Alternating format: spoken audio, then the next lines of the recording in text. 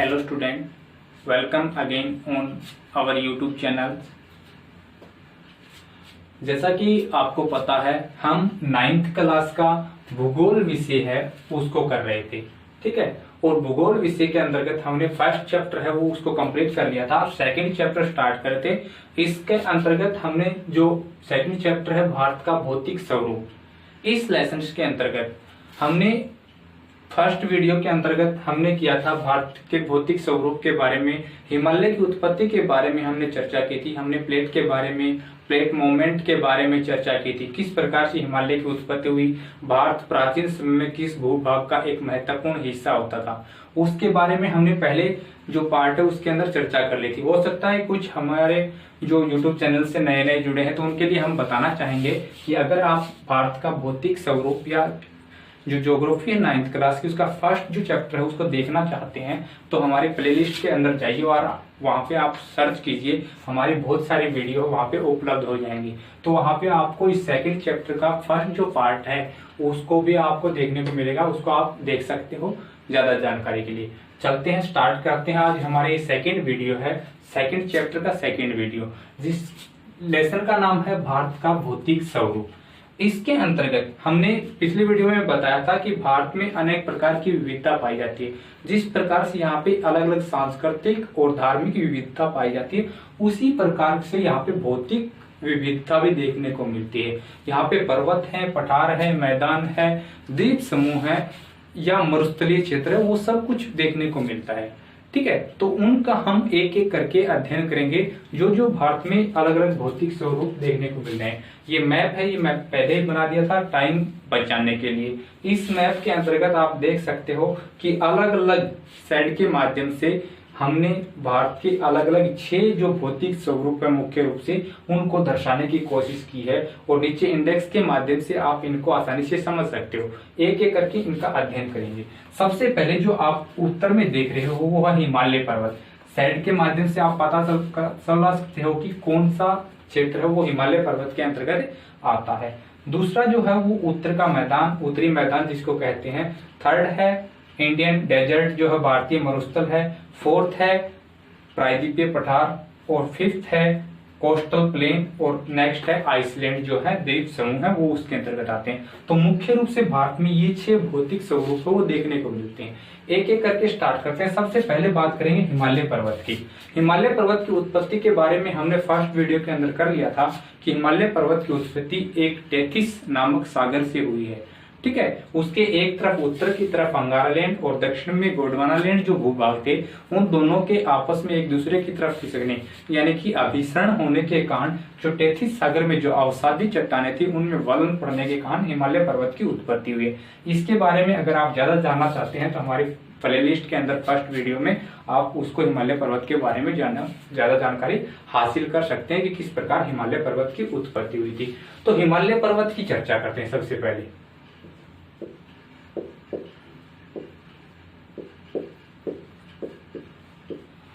हो सकता है कुछ स्टूडेंट की शिकायत की सर व्हाइट बोर्ड के ऊपर जो लाइट है वो ज्यादा लग रही है। देखो संसाधन हमारे पास सीमित हैं, तो सीमित संसाधनों के साथ हम घर से कार्य कर रहे हैं, तो हमें थोड़ा जूम करने की कोशिश करना, इसको देखने की कोशिश करना, हो सकता है ये साफ दिख जाए।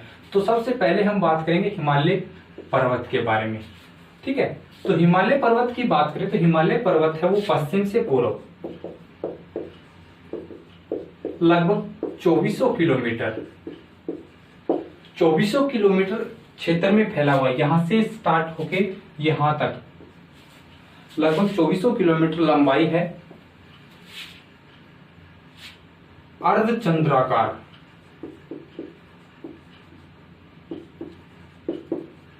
अर्धचंद्राकार कैसे है? इस प्रकार से फैला हुआ है, ठीक है। ऐसे इस प्रकार की आकृति है इसकी, अर्धचंद्राकार रूप में ये फैला हुआ है, जिसकी लंबाई पश्चिम से पूर्व लगभग 2400 किलोमीटर है और चौड़ाई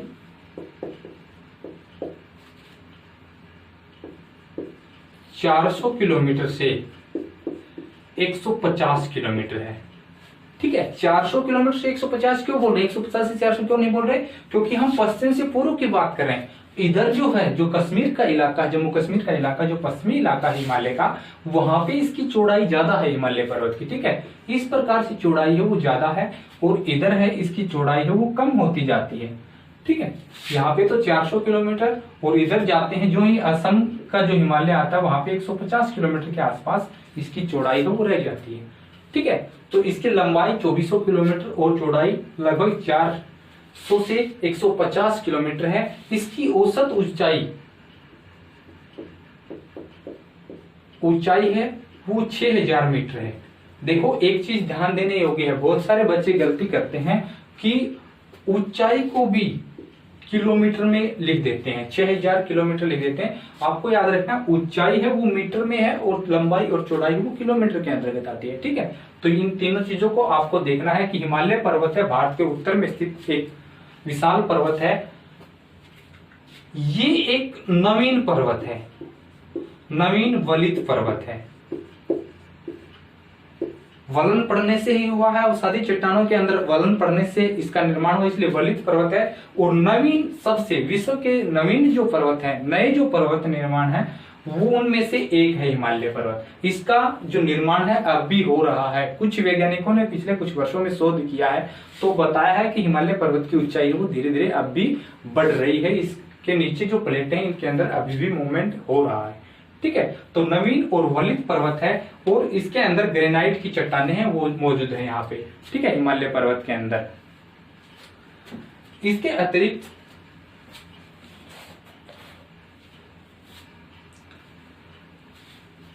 हिमालय पर्वत के अलग अलग रूपों में विभाजन जो किया जाता है,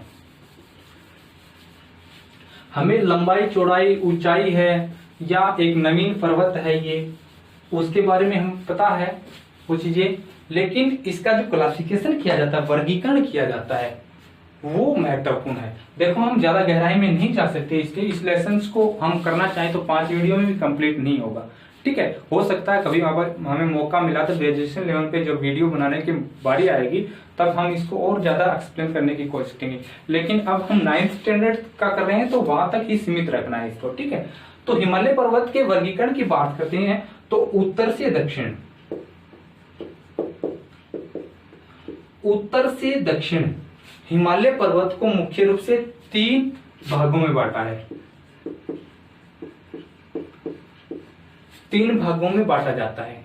वो 3 भाग कौन से हैं? सबसे उत्तरी जो भाग है उसको बोला जाता है महान हिमालय। महान हिमालय या हिमाद्री, हिमाद्री भी कहा जाता है इसको। ठीक है, सेकंड जो है वो है मध्य हिमालय,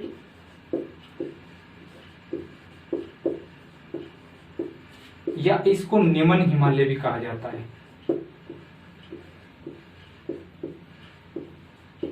ठीक है, और थर्ड जो इसका पार्ट है वो है शिवालिक हिमालय।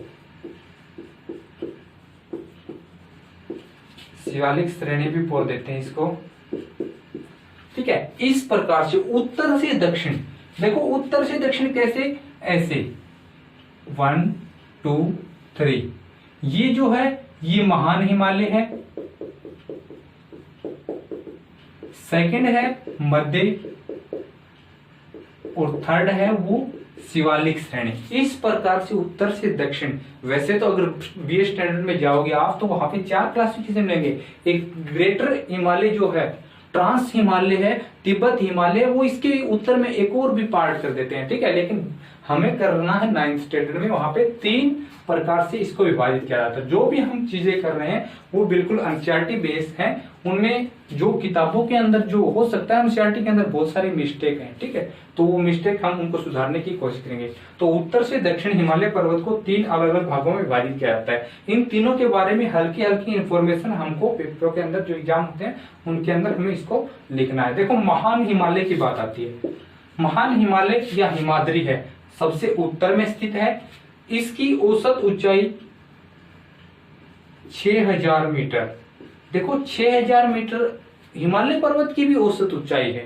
ठीक है। और इसकी औसत ऊंचाई भी 6000 मीटर है और इसकी औसत जो चौड़ाई है वो 50 किलोमीटर से 80 किलोमीटर तक पाई जाती है। ठीक है, औसत चौड़ाई। हिमालय पर्वत की जो ऊंची ऊंची चोटियां हैं वो इसी के अंतर्गत आती हैं, हिमालय पर्वत के अंतर्गत। ये जो महान हिमालय है इसके अंतर्गत आते हैं और ये महान हिमालय का जितना भी पार्ट है वो वर्ष भर, लगभग वर्ष भर हिम से ढका रहता है, बर्फ से ढका रहता है, इसलिए इसको बोला जाता है हिमाद्री। ठीक है, हिमाद्री का नाम दिया जाता है। यहाँ से अनेक हिमानियां निकलती है, हिम यानी कि बर्फ की नदियां निकलती हैं। ठीक है, तो ये तो है महान हिमालय। दूसरा जो पार्ट आता है वो है मध्य हिमालय या जिसको निम्न हिमालय कहा जाता है। इसकी औसत ऊंचाई 3700 मीटर 3700 मीटर से 4500 मीटर तक पाई जाती है। ठीक है, और ये चौड़ाई है इसकी 50 किलोमीटर तक पाई जाती है। ठीक है, औसत चौड़ाई 50 किलोमीटर, औसत ऊंचाई 3700 से 4500 मीटर। कहीं पे 3700 मीटर है, कहीं पे 3800 है, कहीं पे 4000 है, कहीं पे 4500 मीटर है। औसत ऊंचाई इसके अंतर्गत देखने को मिलती है। ठीक है, महान हिमालय या हिमाद्री है वो तो 6000 मीटर है और ये है 3700 से 4500 मीटर इसकी ऊंचाई है। ठीक है, जो थर्ड जो पार्ट आता है शिवालिक जो पर्वत श्रृंखला है, शिवालिक श्रेणी है हिमालय की सबसे दक्षिणतम श्रेणी के अंतर्गत। दक्षिणतम जो हिमालय का जो पार्ट है वो इसके अंतर्गत आता है, शिवालिक श्रेणी के अंतर्गत। ठीक है, और इसकी ऊंचाई जो है वो 900 मीटर से 1100 मीटर तक पाई जाती है इसकी ऊंचाई। ठीक है, और लगभग 20 से 50 किलोमीटर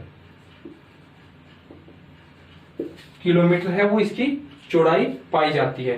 900 से 1100 मीटर इसकी औसत ऊंचाई और 20 से 50 किलोमीटर इसकी औसत चौड़ाई है वो देखने को मिलती है। ठीक है, इसके अतिरिक्त शिवालिक पर्वत श्रृंखला में देखो महान हिमालय और मध्य हिमालय से जो नदियां आती हैं, जो हिमानियां बहती हैं, उनके द्वारा जो कंकड़ पत्थर लाए जाते हैं, जो मिट्टी लाई जाती है, वो इस शिवालिक पर्वत श्रृंखला के पर्वत श्रेणी के ऊपर जमा हो जाता है उसका। ठीक है, तो यहाँ पे जो कंकड़ पत्थरों की जो रेतीली जो भूमि होती है वो देखने को मिलती है। यहाँ पे जो ये शिवालिक पर्वत श्रृंखला है ये हरियाली के मामले में इनसे बेहतर प्रदर्शन रहता है इसका। ठीक है, क्योंकि यहाँ पे जो ऊपर से जो नदियां हैं जो अवसाद लेके आती हैं, जो कंकड़ पत्थर लेके आती है वो इस पे जमा कर लेती हैं और यहाँ पे अनेक जो वनस्पतियां हैं वो देखने को मिलती हैं, वो शिवालिक पर्वत श्रृंखला के अंतर्गत देखने को मिलती हैं। तो इस प्रकार से हिमालय पर्वत को उत्तर से दक्षिण 3 अलग अलग भागों में विभाजित किया जाता है। ठीक है, इसके अतिरिक्त हिमालय का उत्तर से दक्षिण के अतिरिक्त प्रादेशिक विभाजन भी किया जाता है कि अलग अलग प्रदेशों के अंतर्गत इसको अलग अलग नामों से जाना जाता है, उसके रूप में भी इसका विभाजन है वो किया जाता है।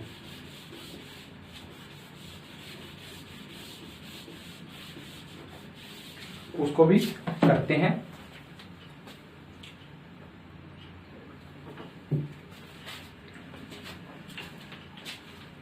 प्रादेशिक विभाजन,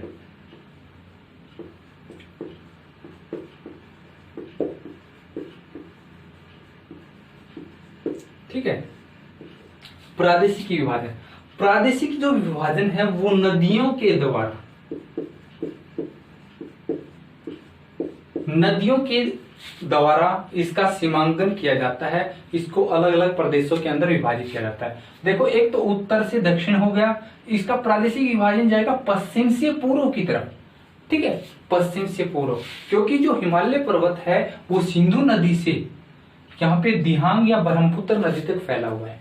ठीक है, तो इन नदियों के मध्य इसकी सीमांकन किया गया है और फिर इसको पश्चिम से पूर्व प्रादेशिक विभाजन किया गया है। सबसे पहले जो है वो सिंधु नदी से, सिंधु से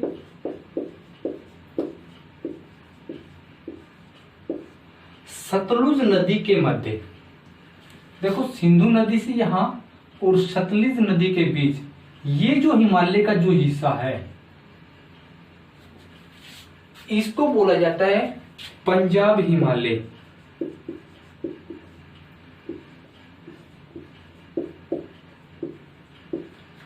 पंजाब हिमालय कहा जाता है।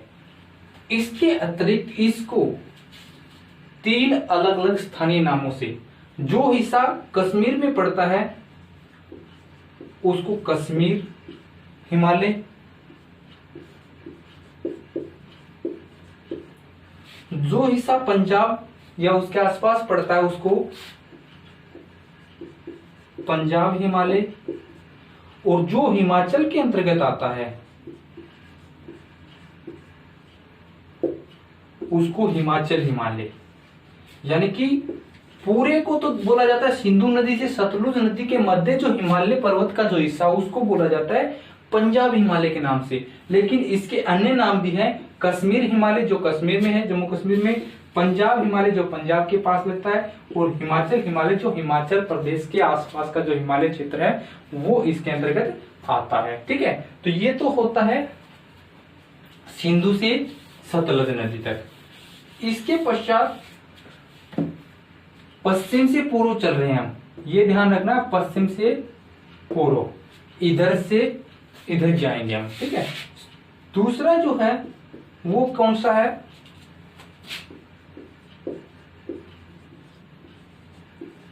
सतलुज से काली नदी। ठीक है, ब्लैक जो रिवर है वहां तक, यहां से लेकर यहां तक का जो पार्ट है, ठीक है, ये जो हिस्सा है उसकी बात करें। इस जो सतलुज से काली नदी के बीच जो हिमालय पर्वत का जो हिस्सा पड़ता है उसको बोला जाता है कुमायूं हिमालय।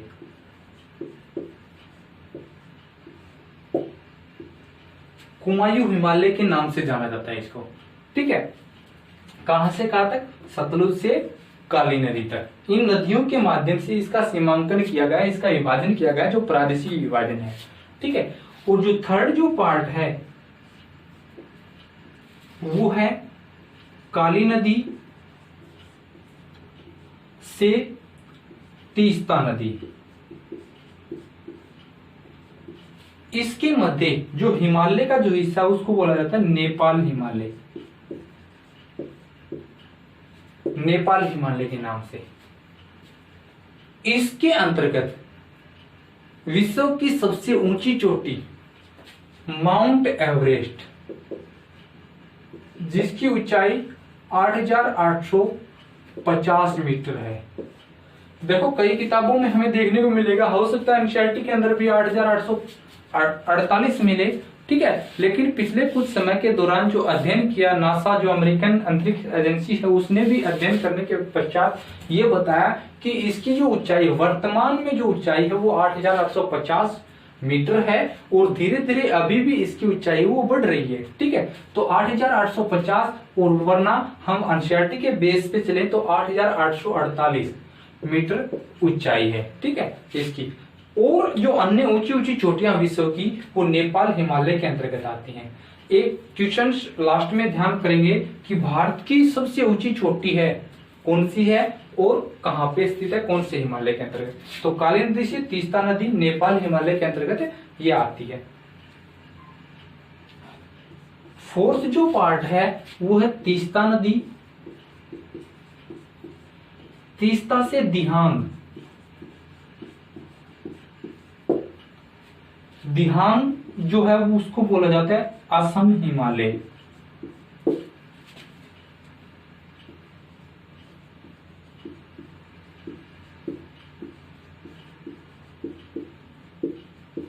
ठीक है, तीस्ता नदी से दिहांग का जो पार्ट है, एक तो यहां से काली नदी से यहां तीस्ता नदी तक हो गया, ये नेपाल हिमालय हो गया, यहां से लेकर यहां तक का ये जो पार्ट बचता है, ठीक है, ये बोला जाता है असम हिमालय के नाम से।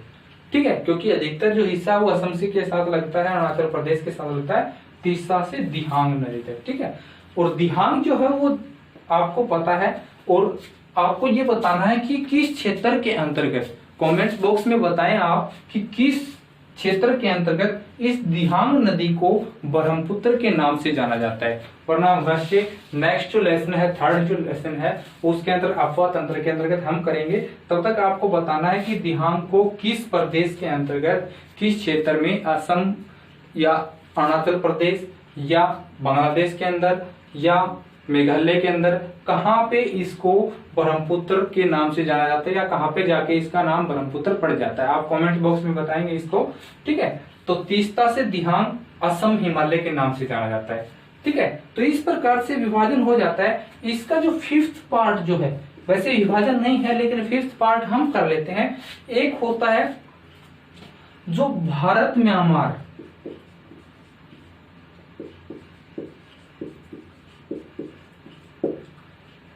के मध्य, ये जो पहाड़ी जो क्षेत्र है, इधर जितनी भी पहाड़ियां, चाहे पटकाई गुम हो अरुणाचल प्रदेश के अंदर, नागालैंड में नागा पहाड़ी हो, मणिपुर में मणिपुर है, मिजो है, इस प्रकार की जो पर्वत श्रृंखलाएं जो हैं, इधर छोटी छोटी पहाड़ियां हैं, उनके संयुक्त रूप से उसको बोला जाता है पूर्वांचल के नाम से। और बहुत ही इंपॉर्टेंट क्वेश्चन है ये, कई बार पूछ लिया जाता है कि भारत म्यांमार के मध्य जो पहाड़ियों का संयुक्त जो रूप है उसको किस नाम से जाना जाता है, तो उसका नाम है पूर्वांचल, ठीक है। पूर्वांचल के नाम से जाना जाता है। इसके अतिरिक्त हिमालय पर्वत का कुछ हिस्सा है वो यहाँ पे मेघालय के अंदर जो पठारी क्षेत्र है, यहाँ पे भी इसका हिस्सा देखने को मिलता है। यहाँ पे 3 छोटी छोटी पहाड़ियां हैं, गारो, खासी और जयंतिया, वो इसके अंतर्गत आती हैं। तो इस प्रकार से हिमालय पर्वत का प्रादेशिक विभाजन हमने किया था। स्टार्टिंग में कुछ देर पहले ही मैंने बताया था कि भारत की सबसे ऊंची चोटी कौन सी है, K2, ठीक है। K2 है, वो कौन से हिमालय के अंतर्गत, इस प्रकार से प्रादेशिक विभाजन में कौन से हिमालय के अंतर्गत वो जो K2 है, जिसको गाडविन ऑस्टिन कहा जाता है, वो कौन से हिमालय के अंतर्गत पड़ती है। तो यह भी आपको कमेंट बॉक्स में बताना है। इसके अतिरिक्त वर्तमान में जो भारत की सबसे ऊंची चोटी है कौन सी है, कंचनजुंगा, 8598 मीटर ऊंची है ये कंचनजुंगा। ये जो चोटी है ये असम के अंदर है, ठीक है। ये सिक्किम में है, सॉरी, असम हिमालय के अंतर्गत पड़ती है और सिक्किम में है ये कंचनजुंगा। लेकिन आपको बताना है K2 या ऑस्टिन है, वो इसके अंतर्गत कौन से हिमालय के अंतर्गत वो पड़ती है, जिसकी ऊंचाई मैं बता देता हूं 8611 किलोमीटर है, सॉरी 11 मीटर है, 8611 मीटर जिसकी ऊंचाई है गाडविन ऑस्टिन की, वो कौन से हिमालय के अंतर्गत आता है। तो ये हिमालय का जो समस्त विभाजन है, देखो सबसे पहले हमने उत्तर से दक्षिण किया था, महान हिमालय या हिमाद्री, मध्य हिमालय, निम्न हिमालय, थर्ड जो था वो शिवालिक पर्वत श्रेणी थी, वो आती ही। अब पश्चिम से पूर्व विभाजन किया हमने, पश्चिम से पूर्व हिमालय का प्रादेशिक विभाजन किया, नदियों के माध्यम से इसका विभाजन किया गया। सिंधु से सतलुज नदी, पंजाब हिमालय, इसका अलग अलग क्षेत्रों के अंतर्गत 3 अलग अलग नाम हैं, जैसे कश्मीर हिमालय के नाम से, और जो पंजाब हिमालय है उसके नाम से, और हिमाचल हिमालय के नाम से। सेकंड जो है वो सतलुज और काली नदी के मध्य जो है उसको कुमायूं हिमालय के नाम से जाना जाता है। थर्ड जो है वो काली से तीस्ता नदी के मध्य है, उसको नेपाल हिमालय के नाम से जाना जाता है। फोर्थ जो है वो तीस्ता से दिहांग तक है, वो उसको असम हिमालय के नाम से जाना जाता है। और जो फिफ्थ जो हमने विभाजन किया था भारत और म्यांमार के बीच पहाड़ियों की जो संयुक्त पर्वत श्रृंखला है, जो भारत और म्यांमार के बीच सीमा रेखा का निर्धारण करती है, उसको संयुक्त रूप से पूर्वांचल के नाम से जाना जाता है, ठीक है। तो इस प्रकार से हिमालय पर्वत का प्रादेशिक विभाजन है। सेकंड जो है इसके अंतर्गत विभाजन है, उसके ऊपर चलते हैं।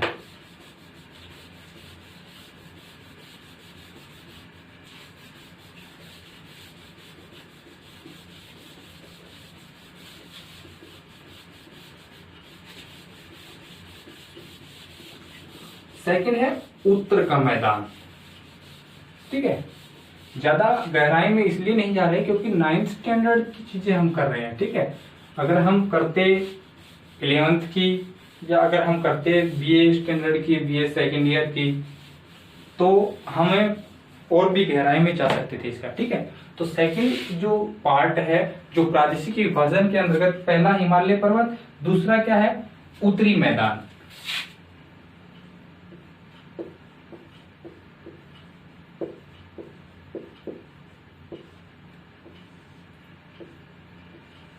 उत्तरी मैदान। देखो मैदानी जो क्षेत्र है भारत का कुल भूभाग है उसका 43% है। 43% मैदान है, 30% है वो पर्वत है और 27% है वो पठारी क्षेत्र है। ये आपने पहले भी पढ़ा होगा कभी, ठीक है, वरना 10th क्लास में ये चीजें आती हैं, उसको हम 10th क्लास में पढ़ सकते हो। तो मैदानी जो क्षेत्र है भारत के कुल भूभाग का 43% है। इस मैदान का निर्माण 3 प्रमुख नदियां,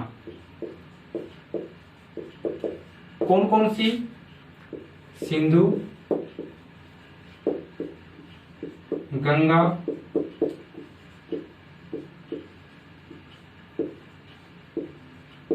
ब्रह्मपुत्र, इन 3 नदियों के द्वारा या इनकी सहायक नदियों के द्वारा बहाकर लाई गई मिट्टी के द्वारा इसका निर्माण होता है उत्तरी मैदान का, ठीक है।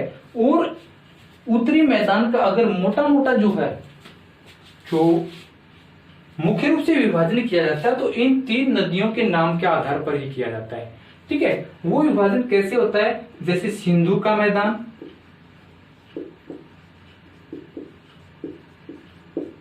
या सिंधु नदी का मैदान, ठीक है, गंगा का मैदान,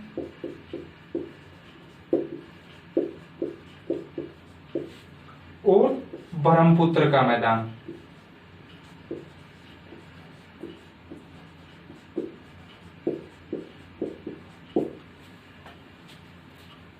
इस प्रकार से 3 नदियों के नाम पर इसका विभाजन किया जाता है। सिंधु नदी का मैदान है, उसका निर्माण सिंधु और उसकी 5 सहायक नदियां हैं। 5 सहायक नदियां कौन सी हैं, झेलम, व्यास,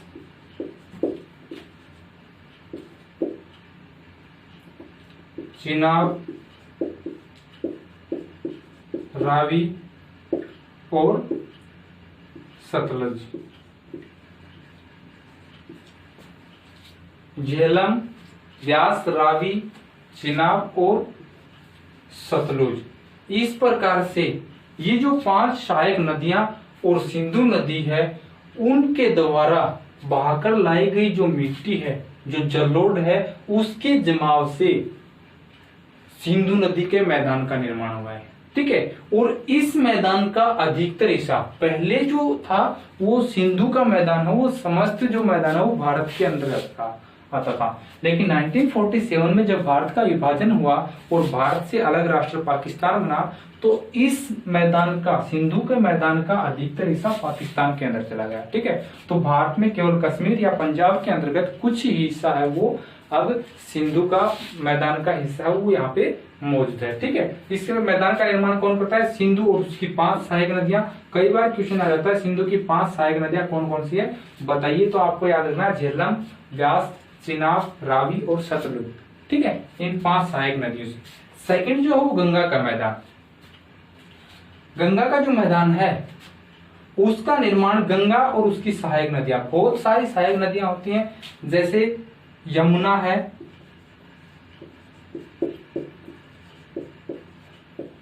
घाघरा है, यमुना की सहायक नदी है घग्गर,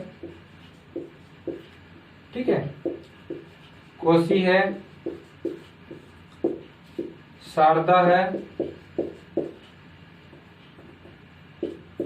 इस प्रकार की जो गंगा और उसकी सहायक नदियों के द्वारा जो बहाकर लाई गई मिट्टी है उसके द्वारा इसका निर्माण होता है।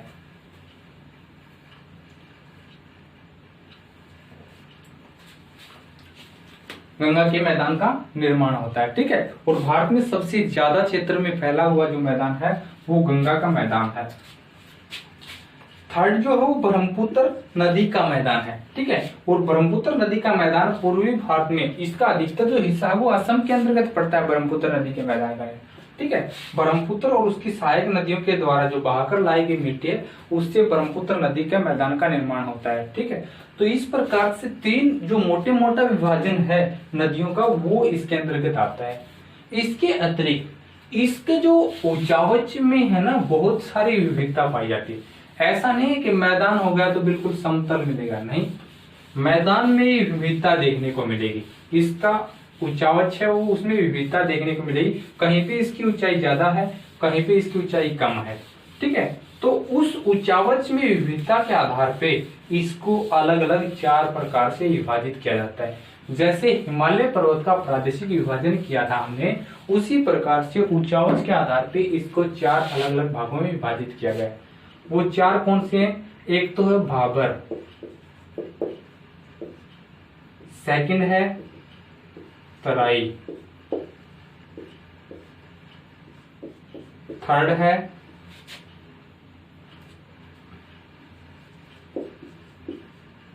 खादर और फोर्थ जो है वो है बांगर। इस प्रकार से उचास में विविधता के आधार पे उत्तरी जो मैदान है जो भारत के कुल भूभाग का 43% और 7 लाख वर्ग किलोमीटर क्षेत्र में फैला हुआ जो भूभाग है उसको उत्तर से दक्षिण 4 अलग अलग भागों में विभाजित किया जाता है, जैसे भाबर, तराई, खादर और बांगर। जैसे हिमालय पर्वत का उत्तर से दक्षिण 3 भागों में विभाजित किया गया था, इसी प्रकार से मैदानी जो क्षेत्र है उसको 4 भागों में बांटा गया है।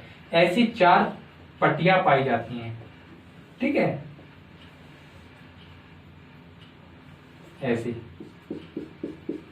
एक तो ये पट्टी हो गई, एक ये हो गई, एक ये हो गई और एक ऐसी 4 पट्टियां पाई जाती है उत्तरी मैदान के अंतर्गत, ठीक है। सबसे पहले जो भाबर प्रदेश है, देखो हिमालय पर्वत की दक्षिणी जो पर्वत श्रेणी है जिसको हम शिवालिक पर्वत श्रेणी बोलते हैं, इस शिवालिक पर्वत श्रेणी के समानांतर, ऐसे शिवालिक पर्वत श्रेणी के समानांतर ऐसे, ठीक है, 8 से 16 किलोमीटर, कितनी 8 से 16 किलोमीटर चौड़ी कंकड़ पत्थरों की एक पतली पट्टी पाई जाती है।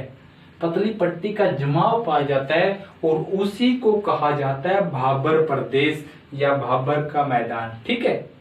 8 से 16 किलोमीटर चौड़ी किसके समानांतर? शिवालिक पर्वत श्रेणी के समानांतर 8 से 16 किलोमीटर चौड़ी कंकड़ पत्थरों की एक पट्टी का जमाव पाया जाता है जिसको कहा जाता है भाबर प्रदेश, ठीक है, या भाबर का मैदान। इसके अंतर्गत जो भाबर जो प्रदेश है इसके अंतर्गत हिमालय पर्वत से जो नदियां आती हैं वो नदियां अपने साथ जो मोटे मोटे कंकड़ पत्थर लेके आती हैं, वो जो ही नीचे मैदानी क्षेत्र की तरफ प्रवेश करती हैं तो उनकी जो गति होती है वो कम हो जाती है, ठीक है। और कम गति होने के कारण ये जो है मैदानी क्षेत्र में जहां पे ही प्रवेश करती है वहीं पे वो कंकड़ पत्थर है वो जमाव कर देती हैं ऐसे, ठीक है। और जो बड़ी बड़ी नदियां हैं वो इन कंकड़ पत्थरों से ऊपर से बहती, लेकिन छोटी छोटी छरिताएं होती हैं वो इन कंकड़ पत्थरों के नीचे से होकर गुजरती हैं, ठीक है। ये इसकी भाबर प्रदेश की एक मुख्य विशेषता है कि यहाँ पे कंकड़ पत्थर जो है वो जो ऊपर से हिमालय पर्वत से आने वाली जो नदियां वो यहाँ पे जमाव कर लेती हैं। ये जो पट्टी 8 से 16 किलोमीटर चौड़ी पाई जाती है। सेकंड जो है वो तराई प्रदेश है। तराई बोलते हैं यानी कि यहाँ पे नमी जो बहुत ज्यादा मिलेगी एक प्रकार से। तराई प्रदेश क्या है कि जो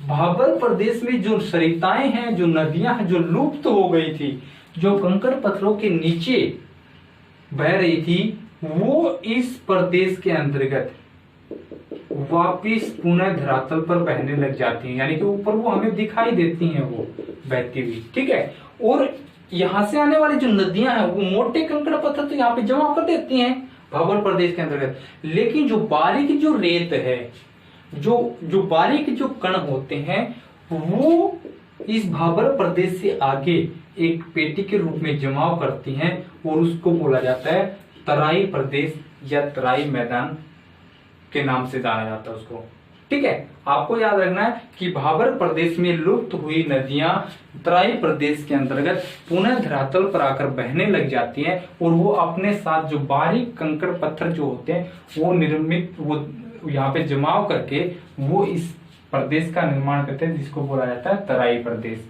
ठीक है, थर्ड जो है वो है खादर प्रदेश। ये दोनों ही एक दूसरे के अपोजिट हैं, खादर और बांगर। एक याद हो जाए, उसके अपोजिट है। देखो, खादर प्रदेश है वो एक नवीन क्षेत्र है। नवीन यानी कि नया जो है वो प्रदेश है, उसके अंतर्गत आता है। जो नदियां जो आती हिमालय पर्वत से, वो अपने साथ जो अवसाद लेके आती, जो मिट्टी लेके आती हैं, या नदियों में जो बाढ़ आती है तो वो जो मिट्टी का जमाव करती हैं, उससे जो ये मैदान है वो निर्मित हुआ खादर प्रदेश। नवीन क्यों कहा जाता है? क्योंकि प्रत्येक वर्ष नदियों के अंदर बाढ़ से इस प्रदेश का निर्माण होता है।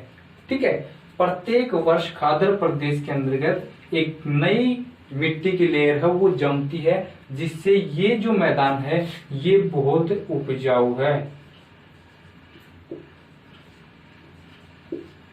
उपजाऊ है।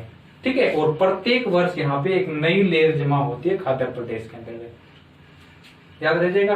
बांगर जो प्रदेश है वो प्राचीन प्रदेश है, प्राचीन क्षेत्र, पुराना क्षेत्र।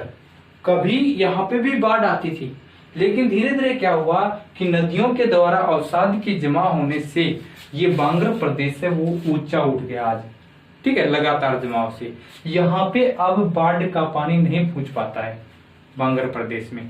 तराई प्रदेश में प्रत्येक निम्न क्षेत्र है, तराई ये जो खादर प्रदेश है वो निम्न क्षेत्र है, नीचा क्षेत्र, जहाँ पे बाढ़ का पानी, बाढ़ है हमेशा आती रहती है, वर्ष में लगातार आती रहती है। अब भी फिलहाल भी कुछ क्षेत्र है, बिहार का कुछ क्षेत्र है या यूपी का जो पूरी जो हिस्सा वहां पे बाढ़ आई हुई है। ठीक है, तो वहां पे जो है बाढ़ रुकने के पश्चात इस प्रदेश की का निर्माण होगा, खादर के अंदर नई लेयर जमा होगी। ठीक है, जो बहुत उपजाऊ होती है। जो प्राचीन क्षेत्र है वो बोला जाता है बांगर प्रदेश। ठीक है, और बांगर प्रदेश ज्यादा उपजाऊ नहीं है क्योंकि एक प्राचीन प्रदेश हो गया है, ये एक प्रकार से पुरानी जलोढ़ है वो यहाँ पे पाई जाती है। ठीक है, यहाँ पे वर्तमान में क्या है, बाढ़ का पानी नहीं पहुंच पाता है। ठीक है, तो भाबर, तराई, खादर और बांगर इस प्रकार से किसके आधार पे, ऊंचावच के आधार पे, ऊंचावच के आधार पे ये उत्तर के मैदान का विभाजन किया गया है, वर्गीकरण किया गया है।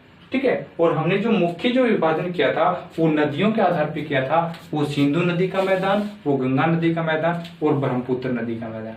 ठीक है, ऐसे तो हो जाएगा उत्तरी मैदान का वर्णन।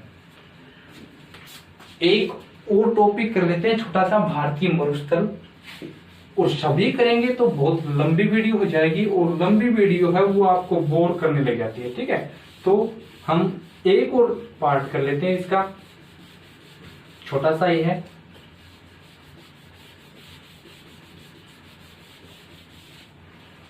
वो कौन सा है, भारतीय मरुस्थल।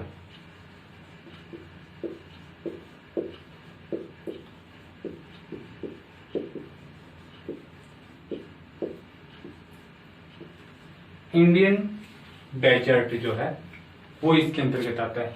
देखिए, भारतीय मरुस्थल ये जो क्षेत्र है, भारतीय मरुस्थल का अधिकतर हिस्सा वो राजस्थान में पड़ता है। कहां, राजस्थान के अंदर। इसके अतिरिक्त कुछ हिस्सा है जैसे दक्षिणी पश्चिमी हरियाणा,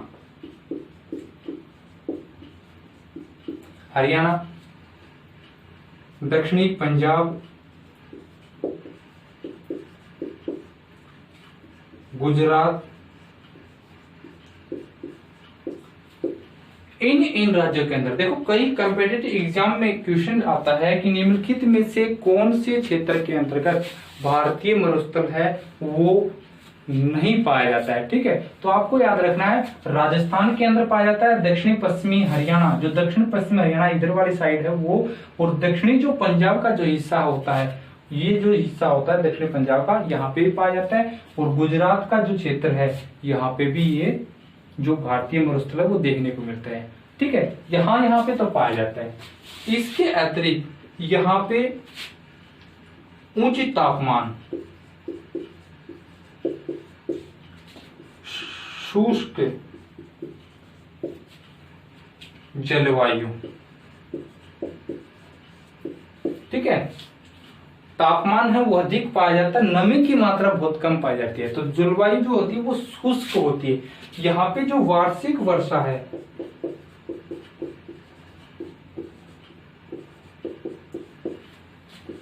150 mm से भी कम, यानी कि 15 सेंटीमीटर से भी कम वर्षा, वार्षिक वर्षा इस क्षेत्र के अंतर्गत होती है। कई तो जो क्षेत्र है जो पाकिस्तान के साथ लगता जो क्षेत्र है वहां पे तो 10 सेंटीमीटर से भी कम वार्षिक वर्षा वो यहाँ पे होती है। ठीक है, तो यहाँ पे तापमान है उच्च पाया जाता है, शुष्क जलवायु पाई जाती है। क्यों पाई जाती है? क्योंकि वर्षा का इस क्षेत्र के अंतर्गत अभाव होता है। क्यों अभाव होता है उसको हम क्लाइमेट के अंतर्गत पढ़ेंगे। ये जो क्षेत्र है यहाँ पे जो एक पर्वत श्रृंखला है, ठीक है, कौन सी पर्वत श्रृंखला है?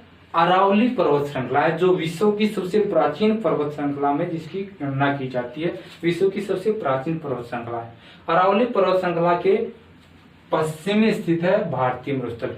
यहाँ पे वार्षिक वर्षा कम होने, उच्च तापमान एवं शुष्क जलवायु के कारण छोटी छोटी वनस्पतियां देखने को मिलती हैं, छोटी छोटी झाड़ियां हैं वो देखने को मिलती हैं। यहाँ पे नागफनी जैसे, कैर जैसे, जाटी जैसे वृक्ष वो यहाँ पे देखने को मिलते हैं। ठीक है, तो भारतीय जो मरुस्थल है उसकी ज्यादा विशेषताएं नहीं है। इसके अतिरिक्त प्रायद्वीपीय पठार, तटीय मैदान और द्वीप समूह है, उनको हम नेक्स्ट वीडियो के अंदर हम पढ़ने की कोशिश करेंगे। एक बार फिर रिवाइज कर देता हूँ। आज हमने पढ़ा हिमालय पर्वत, उत्तरी मैदान और भारतीय मरुस्थल। हिमालय पर्वत का हमने उत्तर से दक्षिण विभाजन किया और प्रादेशिक विभाजन किया पश्चिम से पूर्व। इसके अतिरिक्त हमने उत्तर के मैदान का विभाजन किया, नदियों के आधार पे किया हमने, गंगा नदी का मैदान, सिंधु नदी और ब्रह्मपुत्र नदी का मैदान। इसके अतिरिक्त हमने अध्ययन किया उत्तर से दक्षिण जो है वो ऊंचावच के आधार पर विभाजन किया हमने उत्तरी मैदान का भाबर, तराई, बांगर और खादर के रूप में, और भारतीय मरुस्थल की कुछ विशेषताएं जानने की कोशिश की। ठीक है, तो इसको और ज्यादा बड़ा वीडियो न करते हुए इसको नेक्स्ट जो 3 पार्ट जो बचते हैं वो हम नेक्स्ट वीडियो के अंदर नेक्स्ट डे इसको पढ़ेंगे। तो आप घर पे रहिए, सुरक्षित रहिए, stay home, stay safe. Thank you.